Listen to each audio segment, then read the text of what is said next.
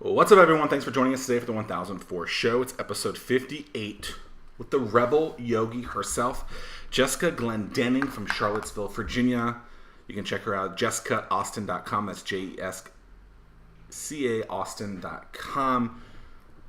As noted in her title as the Rebel Yogi, obviously we're going to talk a lot about the inspiration and spiritual side of business and how and what type of things you can be doing to better improve your day-to-days, and some quick little tips and tricks to improve your business by doing some yoga or just getting out of the office, out of your house, to really just relax and get out of the day-to-day grind. I really enjoy this episode with Jessica Glendinning, episode 58 of the 1004 show, because oftentimes people think that they have to go. And as Jessica and I discuss, sometimes it's just taking it back and not doing the crazy hustle, grind, go, run. So I hope you guys enjoyed this episode. It's episode 58. Let's get into it. Hey, Jessica, what's going on? Good. Not a whole lot this Friday morning, which is actually kind of nice for a change. The weather is dreary outside. I know that matters to you in some capacity. What do you think about, the difference between sun and rain or like crazy big storms? Which one do you like more? It honestly depends. There's, if you thinking about yoga and the Vedic traditions, there's a real impact between the weather outside and the weather inside. There's, a lot of people have, especially, lived out in Portland for a little while, and a lot of people out on the West Coast, especially in the Pacific Northwest, struggle with, seasonal affective disorder. Sunshine itself, I think, has a real sort of mental and physical impact on us. So as much as I really loved the fact that it was bright and sunny and 75 for about 2 weeks, we also really needed this rain. So let me make sure I heard that right. So if it's bright outside, that's actually a positive thing on people sometimes? Sometimes. So you're a yoga instructor. You've been doing this for about 10 years now. What got you into yoga? And when you're doing yoga, do you guys play music? And then what type of, is it weather related music or anything like that? It depends on the day. That is a lot of questions. It is. Trying to make it hard for you early. No, it's all good. I took my first yoga class in 2008. And I guess I still am, I would call myself a recovering type A+. Super intense, came out of my early years doing a lot of startup work, just sort of in this, like, I'll sleep when I'm dead, I'm going to save the world all by myself. And I was super stressed, like really high strung. And I heard that yoga thing was good for you. So went to my first yoga class, was like, this is actually pretty good. And so I, started going fairly regularly.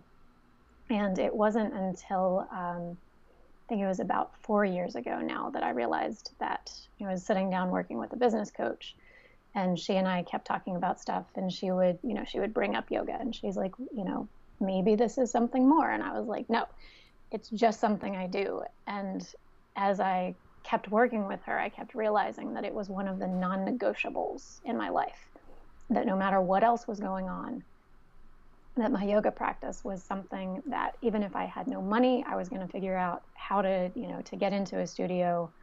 Ended up work studying, for a studio out in Portland. And over the course of a few months, kind of came to realize that yoga was more than just a thing I did. And it really was an important piece for. What is it about yoga that is so impactful for you? And what different, spiritual, physical, emotional, all this, is it all those things? Is it one of those things? Like, what's the big impact for you, and what made it so non-negotiable? Being a really high-strung, really type A, really controlling person, it was the first time in my life that I think I was able to find this place where all of a sudden my brain wasn't 100% in control, that I could find a little bit of silence.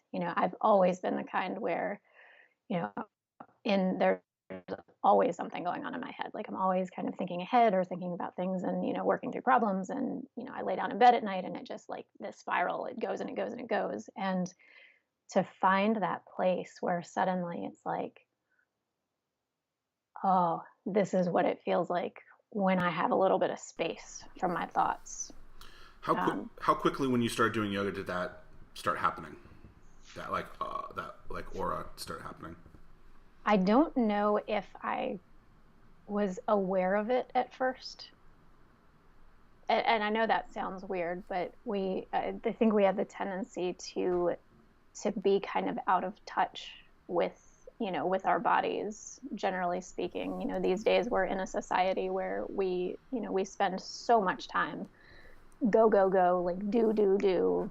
This is all, it's everything about like taking action. And especially as entrepreneurs, as people who are on a mission to do something, that we fall out of touch with a lot that's not in our heads.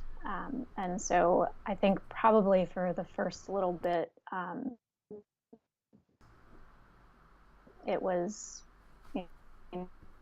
I don't know, stressed. That was probably the key piece. And then as my practice has deepened, as I've, gone in and done stuff, now it's more when I don't practice, I can tell. It's like within a couple of days, I'm like, oh, I need to get back to the mat. I need to get back to the meditation cushion. That there's a definite feeling that's like something is not quite right.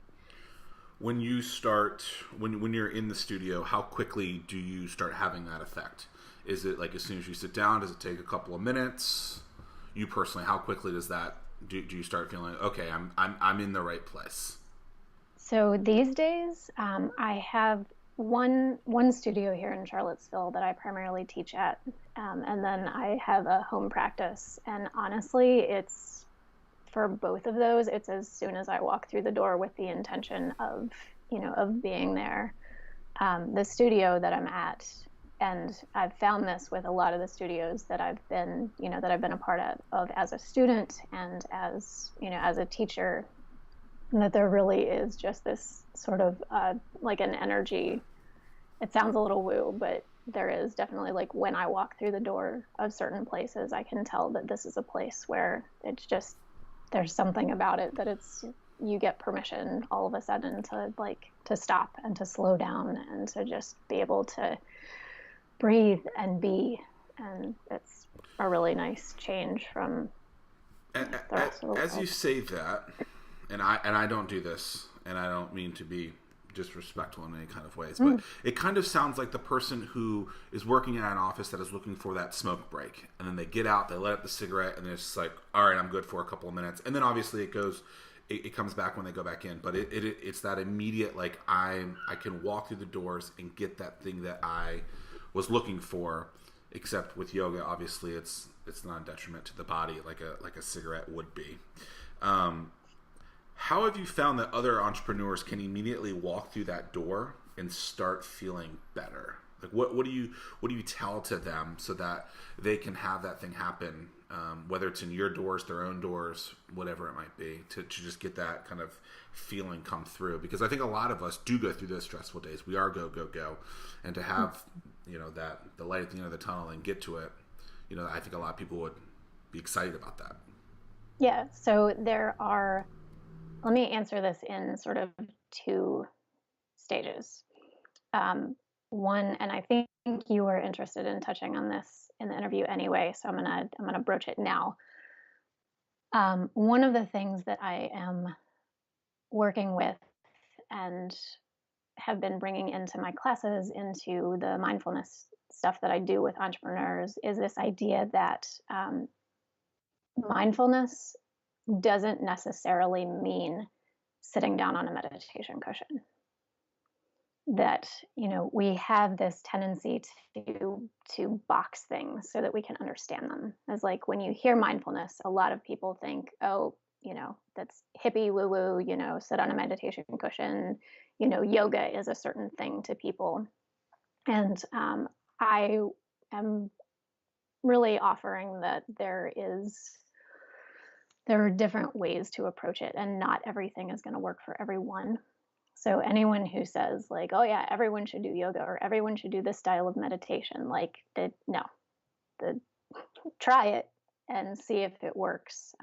But like, I'd also offer that, like, if you have a dog or you have a kid, any of this, just sitting down, like even for 5 minutes, sitting on the floor with your dog, petting your dog, being totally present, like being in that moment, not thinking about what happened earlier, not thinking about the meeting that's coming later today or the project or this or that, but just being there, having that experience of connection with another being. And it doesn't even have to be with someone else.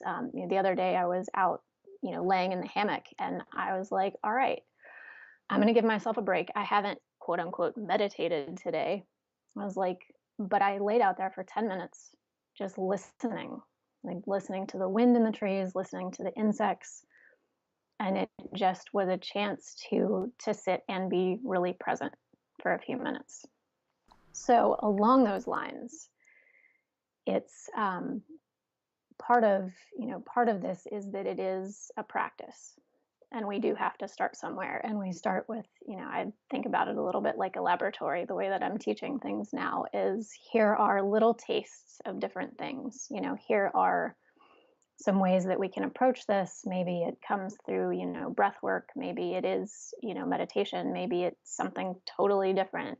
Some people who run, in the middle of their run, they get that really meditative, the brain stops. So finding that thing is going to take time. And then finding the place where it's less a like thing I have to do, and more you realize how good it feels. And so you take the time, even if it is just 5 or 10 minutes a day. And to me, that is, you were talking about that feeling when you walk in the door, is the idea that you found those things that work for you. And just, and the walking through the door is the giving yourself time, giving yourself permission to do those things. And so I think that's where we can start to find that, even if it's, even if we're so totally slammed and busy, we don't, there isn't a yoga studio, yoga isn't our thing, but to find for you personally what that is and be able to bring it into your life. Yeah, I think yoga is that medium, and it might be different for other people, right? It could be going out on a walk. For 5+ years, I had a 5,000 square foot office, and recently I got rid of it and basically have my entire team remote now. And I had this thought that it was stressful, but not to the point where I've been out of it for a few months now, and that stress is completely gone. And people are like, oh, you're going to miss it. I didn't miss it once. I haven't missed it once, and I don't think I'm going to miss it, because you have this built up stress that you think that you have to continue doing it over and over and over again. And so whether or not that's we create our own stress or we find this stress and can't get out of it, but it's there in a lot of us. And so what are some ways that someone can, one, recognize that there might be stress in their life, but then two, figuring out, okay, I don't need that to be there anymore. I don't need that physical or mental thing to be there. Maybe it's the devil inside of you. How do you recognize that it's there, and then two, start getting rid of it? Okay, so what just came up for me was something that happened for me earlier this summer. I use the Insight Timer. It's a meditation app to keep track. And coming back to this whole type A, really high strung, really competitive person, I had a 300 some days straight with meditation, but it had become this thing where I was like, it was an item on my to-do. It was stressing me out. So we're going to talk about dichotomy here of like this thing that is supposed to be really good for us, but if we turn it into something that I had to I had a sticky note that I would have to remind myself. I would stick it on my monitor to be like, I haven't meditated yet today. And it was this stress that was hanging over. And I, because I was like, oh my God, I'm going to lose my day streak. This is freaking me out. And so I finally, one day, I was like, I'm done. I'm giving myself permission for at least a couple of weeks to not do this thing. Like, if at the point I feel compelled to sit back down on my meditation cushion because I want to, I will go back. But I gave myself a chance. And it was this, this recognition, like, man, even this thing that is supposed to be, really good for me, I've suddenly turned it into a stressor. And through our practices and through finding these things, I think awareness comes with practice. And part of mindfulness, like I said, just that being aware, finding a place where we can, trying to find the right words for this. I talk about this a lot in my yoga class. Seeing if we can find ourselves in a place where we are aware of what's going on without judging it. So someone recognizes that they have something. You recognize that this meditation was good for you at one point, but then it actually became this black hole in you, if you will, and you did it for 300 plus days, and then you realize that it actually wasn't helping anymore. How long before, and these are obviously personal stories, not necessarily just a general statement, and I think with any of this type of stuff, it's always just, once you find it, try and find it quickly so then you can improve upon it. But so when you started recognizing that, hey, like, this is becoming a bigger deal than it needs to be, to then you actually starting to take that action, you going, I can't do this anymore. Like, how long was that? And was there an actual trigger for you that made you really be like, I can't do this anymore? Was it like, I've run out of sticky notepads? Like, what ultimately got you to stop? Today. Okay. I missed a day. And you type A got totally really bad accidental. Yourself. Oh, I did. And it's, it was not the first time that I'd done it. The first time I did it, it was, I think it was like 100-day streak or something like that. And I was out visiting family and realized like the next day that I just had missed it, and I beat myself up over it. This time I took that opportunity to be like, oh, I just broke this streak. Okay. That's how it is. And it did take a little bit of, I think I recognized it. I don't know. I mean, I recognized it probably a month before I did anything about it, that I started to think, man, this is really starting to stress me out. Am I, and so I sat with that for a while, and then it did take an external, like, oops. This time around, like I said, it was less beating myself up and more of a like, okay, that happened. And now what? And that was the opportunity to say, okay, this is not really working. What can I do instead?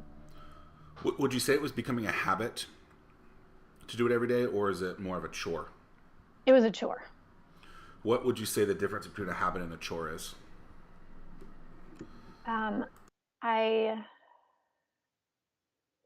let me actually push back just slightly and change that wording around. Because habits, I think habits in the way that a lot of people talk about them are, from a psychological standpoint, it is good to build habits in for things that are good for us. I also have a teacher out in Portland who talks about, she offers that it's choice versus chore. That we get to look at pretty much everything, and is this something that I'm being forced to do, that I have to do, that, or is it, can we turn things slightly and say, this is a thing that I want to do, or that I get to do, or, there's a little bit of the psychology there. So that's a mind. So that's a mind piece where every day you say, I have the choice to make this. Mm-hmm. Is there something? Okay. And yeah, no, I had turned meditation into a chore. instead of having it be something that I chose to do because I like the clarity that it brings me. I like the fact that, so this morning before we sat down, I made sure to get in, it was I guess 15 minutes this morning just to settle me down. And, there's a lot of clarity for me that comes just from taking that time to sit down, to breathe, to just give myself a little bit of space. Well, hopefully I don't force you to do 15 more minutes afterwards. Yeah. I've heard the term head trash before. I don't know if you've ever heard that term, but like you're filled with a lot of negative thoughts in your mind.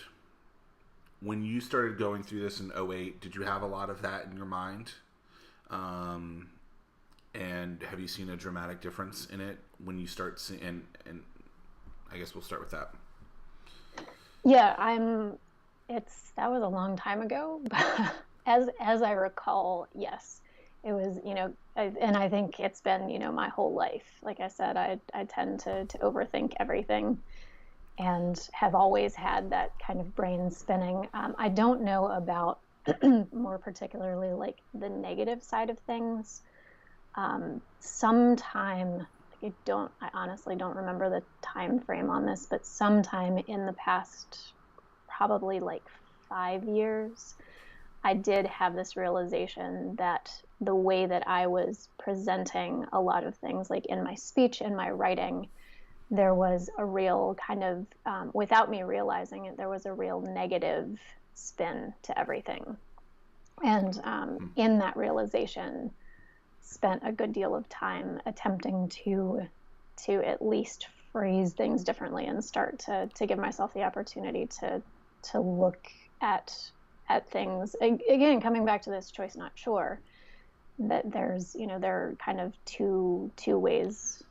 Did you notice that, or did someone tell you? I don't know. Okay. I feel like maybe I think there might have been someone in my life who was sort of like, there was a little bit of indication, if not a direct, like, hey, you're being really negative about everything. Got it.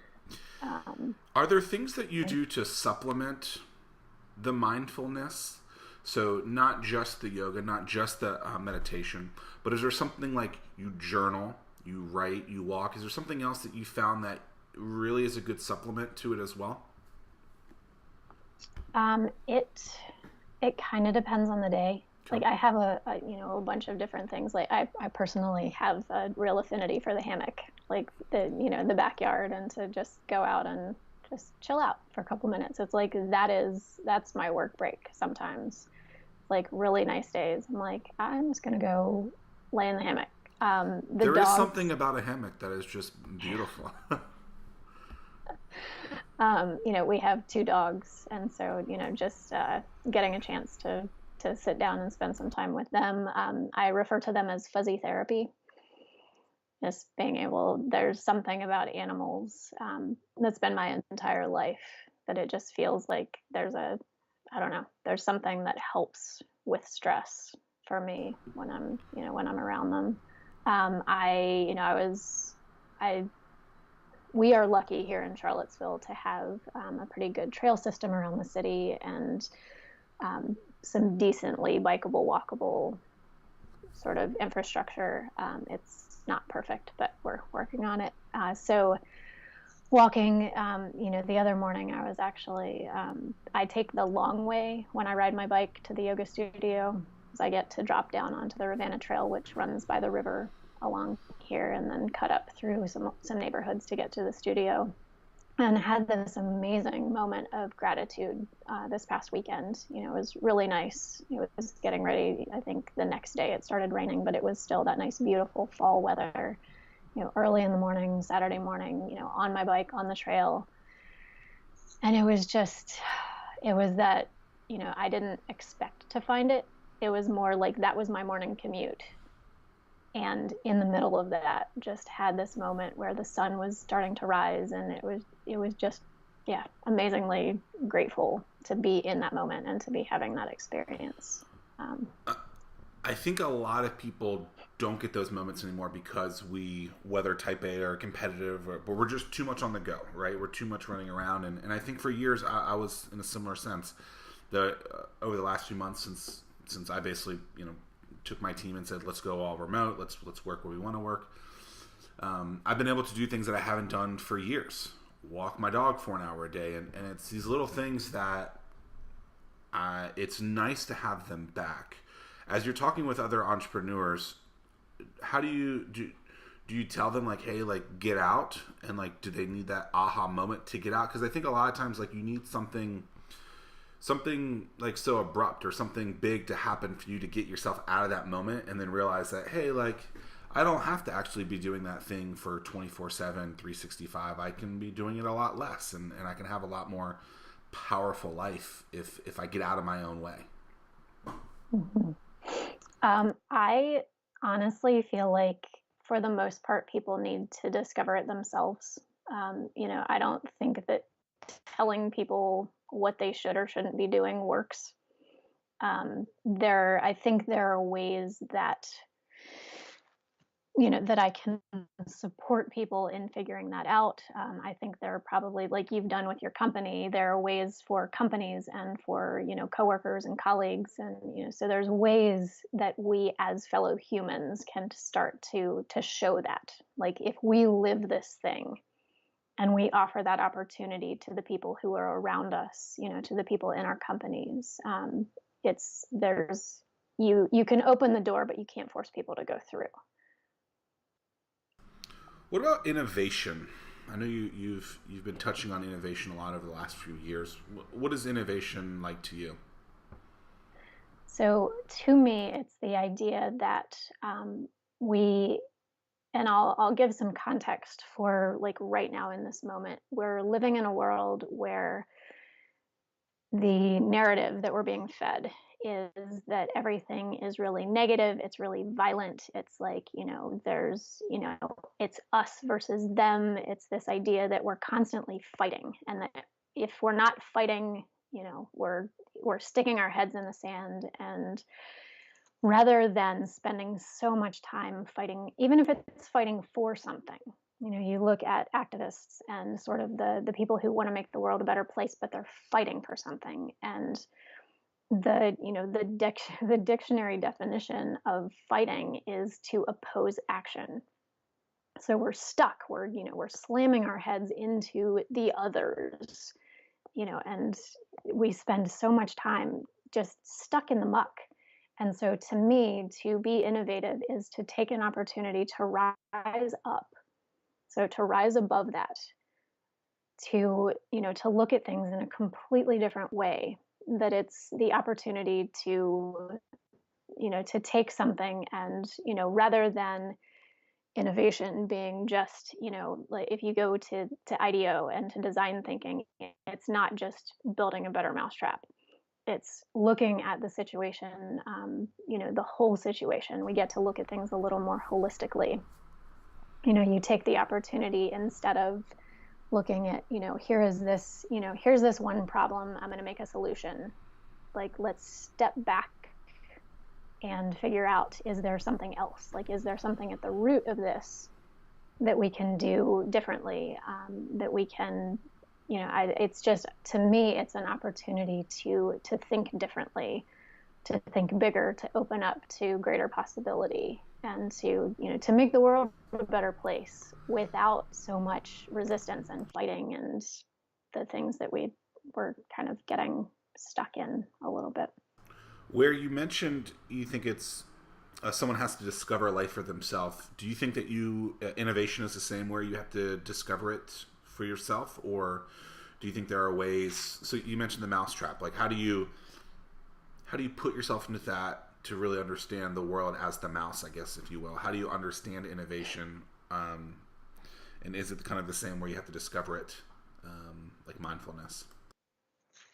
So I think, and this is just me personally, I could be totally off base, but I feel like innovation is not actually something that we can do by ourselves.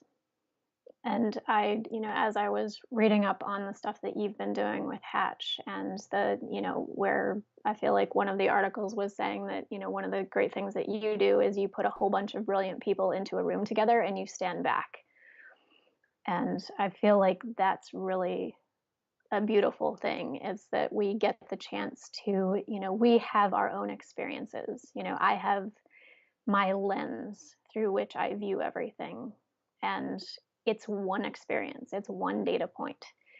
But if we start to kind of bring ourselves together with other people who have a different lens, who have a different background, different diversity of experience, of education, that when we all sit down together to start to, so we have maybe a shared passion for, here is this thing that we see potential in the world, and if we can all sit down and start to, to collaborate and to, the spark of one idea thrown together with the spark of another suddenly becomes so much bigger than it would have ever been if it had just been one person sitting with their experience trying to, quote unquote, innovate.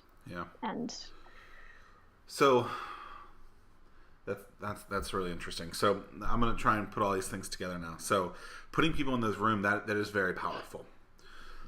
But we're living in the world where people want things to be very, let's just call it easy, right? Mm-hmm. How have you found that, maybe getting those people in the room and explaining to them, like, you actually have to do this thing? And so I usually relate it back to a child, right? The mother gives birth, and then you have an infant. They crawl, they walk, they figure out all these steps. At some point in life, I don't have kids. I have a dog who's 12, sleeping right now. At some point in life, we, instead of allowing those children to figure out life, we start to force that life, right? And kind of, if you think about with business and innovation, that's what we're trying to find, is figure out ways to create that thing again. Yet there's this bubble over us saying that this is how you can do it. How do you get that person to understand that even if this is the way that someone did it, you still have to go through, the crawling, the standing to walking phase of business? So I think, and this is coming from the time that I've spent in the marketing world, is the idea of meeting people where they are. I've got a mentor who, this is not exactly answering your question, but I think it'll give you an idea of just my thought process around it. I have a mentor who talks about, people don't want to eat their vegetables. They want to eat pizza. So what do? You give them a pizza with vegetables on it.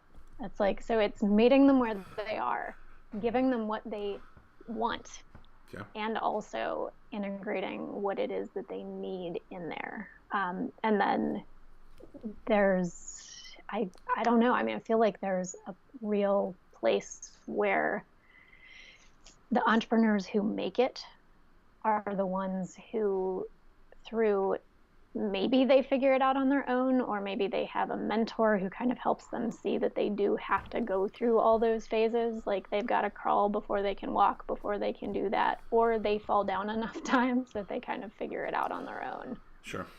We have an event called Leap. It's a business obstacle course. It came out at an event similar to a startup weekend, where, I don't know if you've ever been to one of those events, but we did one, I think 5 times, here in southeastern Virginia, and I was always mad at it because it didn't always do what I wanted it to do, which I wanted it to be really helpful for these people for Monday, right? Not just Friday to Sunday, but Monday. Like, are you gonna go in and start a business and do it? And so we wanted to put people, businesses, through obstacles that they could learn and then actually use, but have nothing to do with their business, to then be able to relate that back. And we did one about a year ago, and there was an individual there, and he goes, I really liked 8 out of the 10 obstacles, but I didn't like these 2, and there were 2 that made him uncomfortable. And so he was, it was around talking to people and selling, and those are the things that he didn't like. And so what's interesting is he's saying, I don't like it. And I'm sitting there going, exactly why we built this was why you don't like this. And at some point, 6 months, years down the line, whatever it'll be, it hasn't happened yet.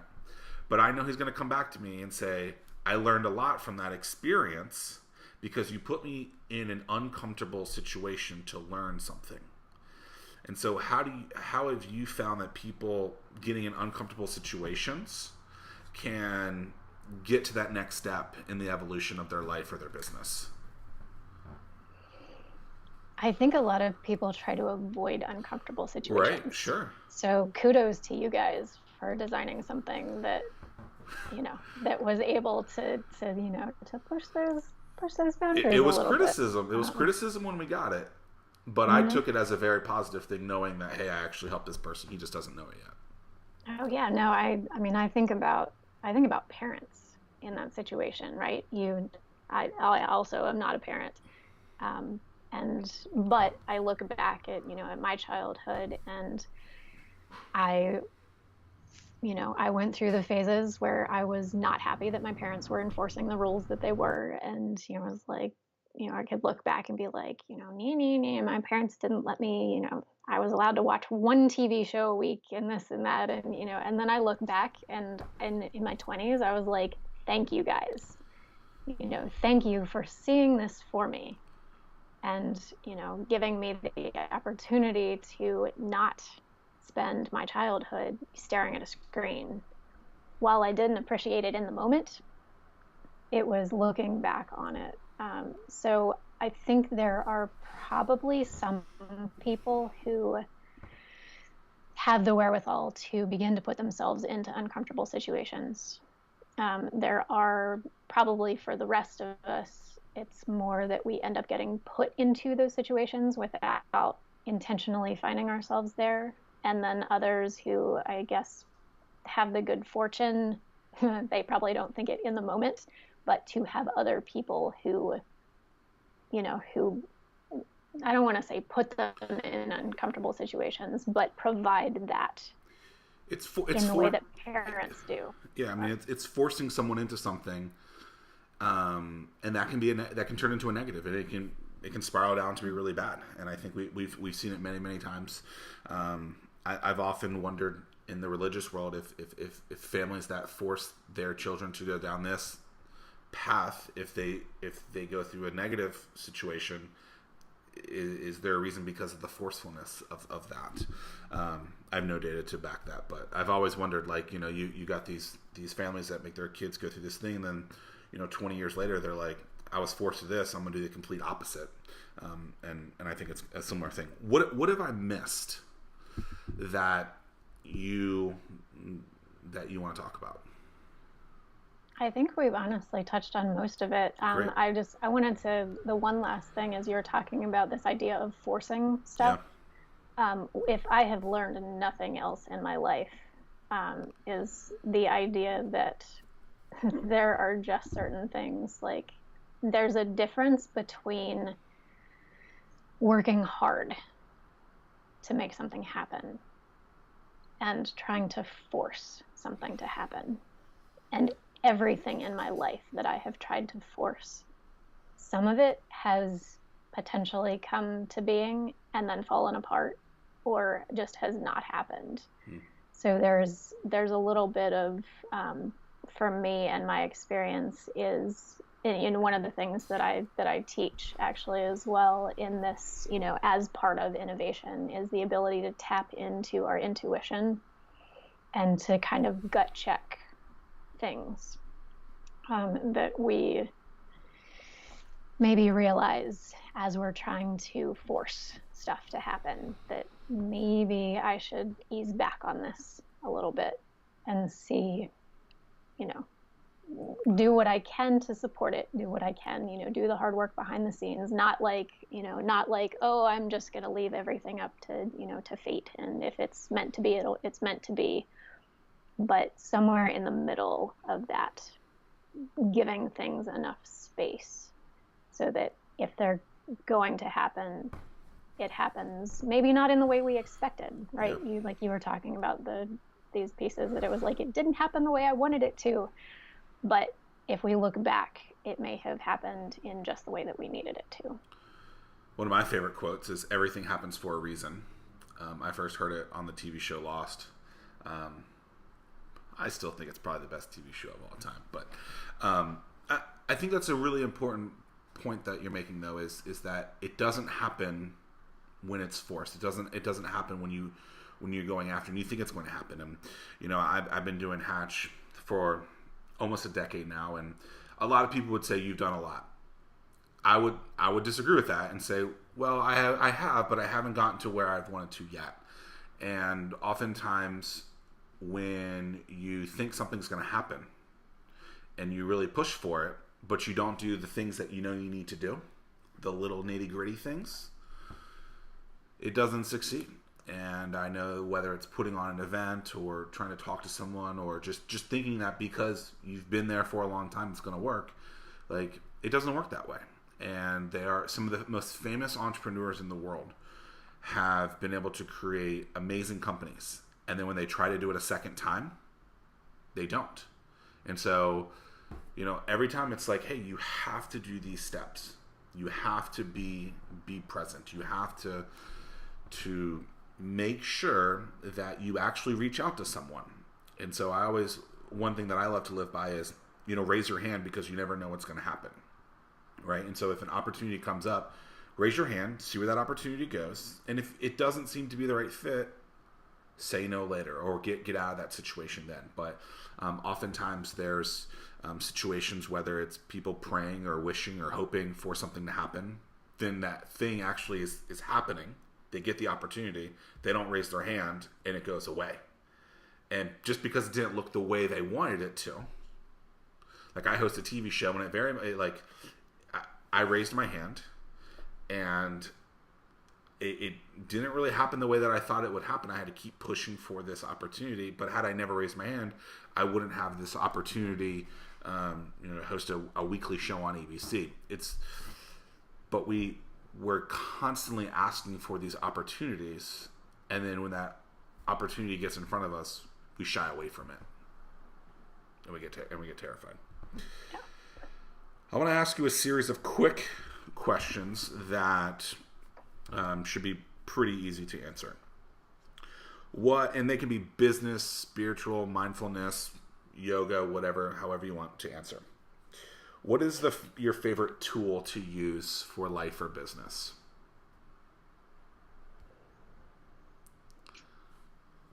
Not the hammock. Man. Not the hammock.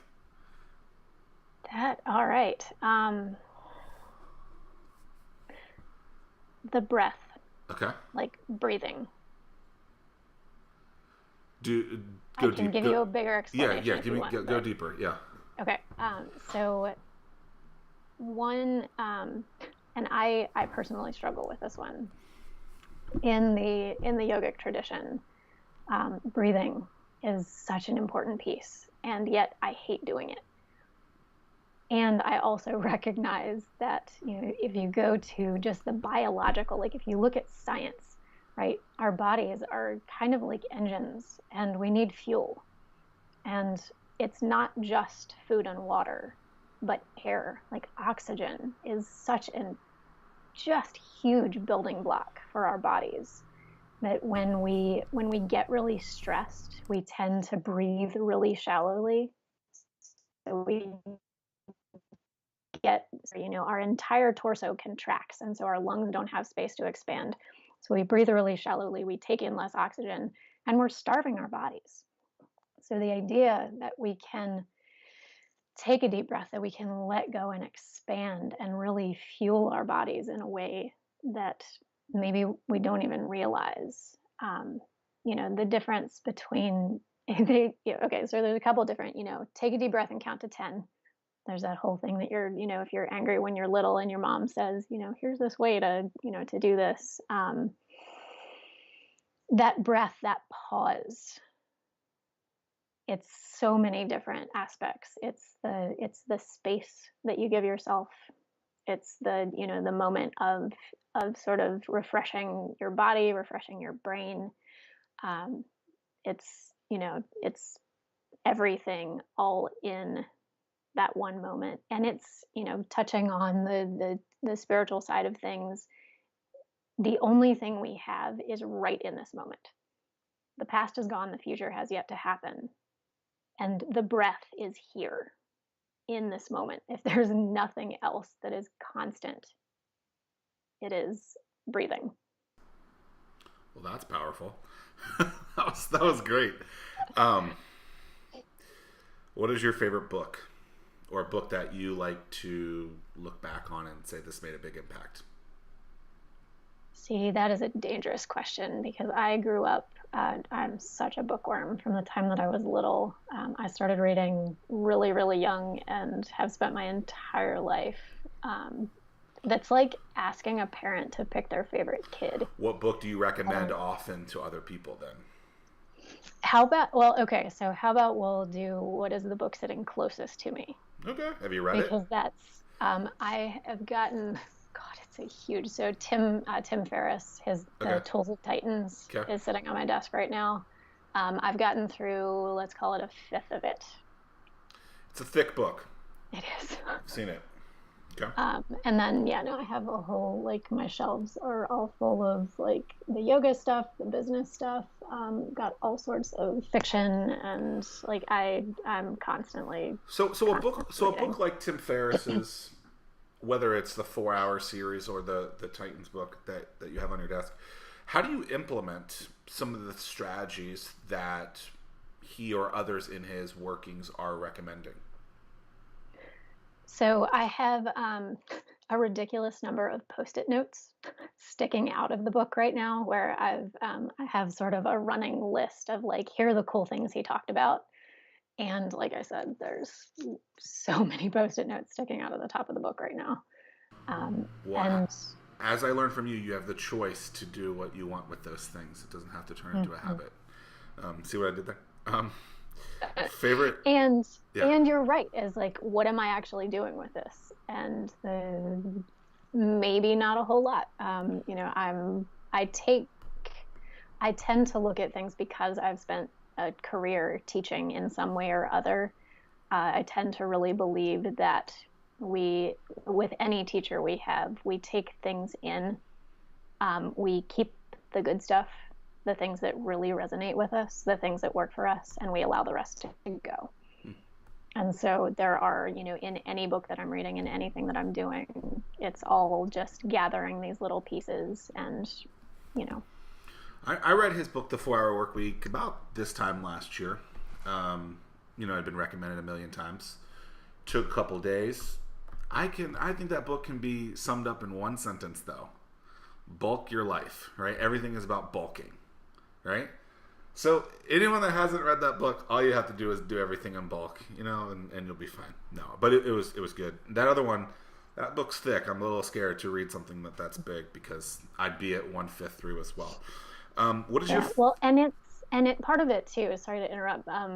The part of it is just that it's these little bite-sized pieces sure? and the way that he approaches the book is he's like, don't read this from cover to cover. He's like, take it and find the sections that you like just pick through it and use it. It doesn't need to be. It's not like a novel. It really is these opportunities to take little tiny pieces, little tastes of something. I love the fact that he treats his life like an experiment, like that Yeah, laboratory of what works, what doesn't. the So human guinea pig. yeah. What is your favorite yoga move? I tend to like twisty stuff. Okay, Um, it's there, yeah. And then also shavasana, corpse pose, like the final relaxation. okay. I'll have to look And up both of those. as a practice, not specifically a pose, but yoga nidra is amazing. Okay. It's a deep relaxation technique that is it's amazing. Can't wait to look those up. This is gonna be fun. Your favorite outdoor location? Toss up between my parents have about 40 acres out in the mountains in Virginia. So their particular piece of property, it's my roots. It's where I grew up. Um, it's a beautiful, just a beautiful county out there. And then randomly also there is this hillside and the Greek Peloponnesus where I was there. I don't even, it was like 99 or 2000, and standing on that hillside, just like all of a sudden had this, I was like, felt so incredibly insignificant. And also, like, I had never felt like I belonged somewhere ever before. It was amazing. Just, It sounds like the hills and the sound of music. I don't know. Those are the Alps, I guess. Your favorite quote or a quote to live by? um, It's always the quick ones that are the hardest. yeah, no, I know. Okay, so I'm gonna go to. I've been pulling a lot, actually. The same teacher out in Portland, and something that I've pulled into most all of my classes now is the idea that you can do, you cannot do, or you can do differently. That we always have the option in any moment. So Britt Steele is she's a yoga teacher based in Portland, Oregon. So that is to do, to not do, to do differently is Britt's. That's her quote? Yeah. Cool. When you have a bad day, what do you do? Fuzzy therapy. Okay. And then also I go on Pinterest and I search for puppies. I'm not kidding. That is my bad day cure. So both are basically fuzzy therapy if you think about one of them's walking, one of them's the digital world. Yes. Two different forms. I think that's it. I really appreciate your time today. This has been fun. I think from a spiritual standpoint, a lot of people, we are too much in our heads. We're too much go go go, and we need to discover that there is a different world out there. So, Jessica, I really appreciate your time today. Yeah, absolutely. I'm personally still working on the whole, like, I can be an entrepreneur and also enjoy my life at the same time. I It's funny that we're getting to the end and saying this, because I think we have for the last 5 to 10 years said that an entrepreneur looks this very specific way, and I don't necessarily believe. And I have lived that life where it was, this is what you have to do, and then something really bad happens, and you go, oh, I need to step back, and then this is me discovering, and then something bad happens again, and you have to step back. And so I hope that society, or at least people, some people start saying that, hey, you can be mindful, you can be an entrepreneur, and it doesn't mean that you have to live this 24/7 lifestyle. So I appreciate that you said that, and I'm looking forward to ongoing conversations with you in the future. So thank you so much, Jessica. Yeah. Yeah. Thanks so much for having me.